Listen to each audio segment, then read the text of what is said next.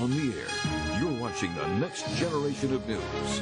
The 23 News Update at 10 starts now. No deal in place just hours before a potential government shutdown. Good evening and welcome to the 23 News Update at 10. I'm Whitney Martin. Mike Garrigan will join us again tomorrow. We're less than 2 hours away from midnight and state lawmakers are more than 4 hours removed from the Capitol.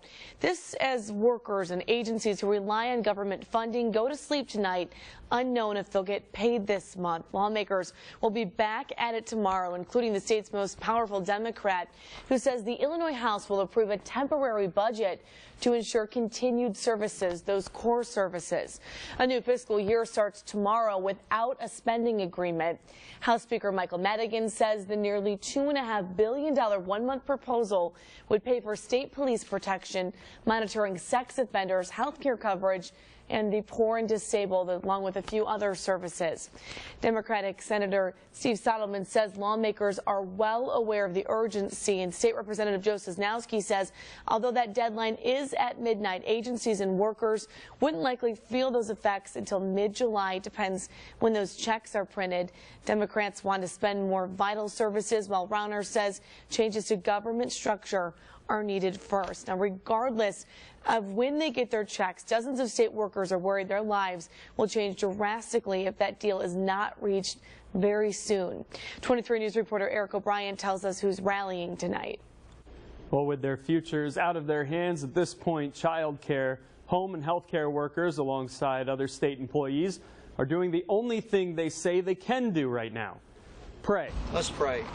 Father, I come to you and I'm glad to be here. Father, I'm glad to be in your presence, glad to be with people. They're praying for what they say will be more than 100,000 kids who come from low-income families and will be without a caretaker while their parents are at work. They say for the 40,000 seniors and disabled Illinoisans who will lose access to home health care services along with cuts to Medicaid.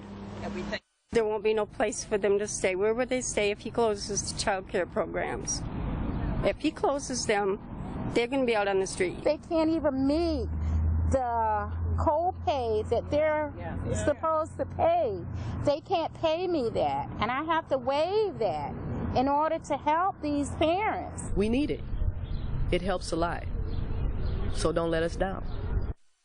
And all those numbers were coming from the Employee Union International Services, and there were plenty of workers who were out there, but there was also some people just coming to support, and that certainly brought a few tears to workers' eyes as they made their way to the parking lot. Whitney. All right, thank you, Eric. A lot of people could be affected. Again, those state-funded programs are set to disappear. That could create a major problem here in the state line.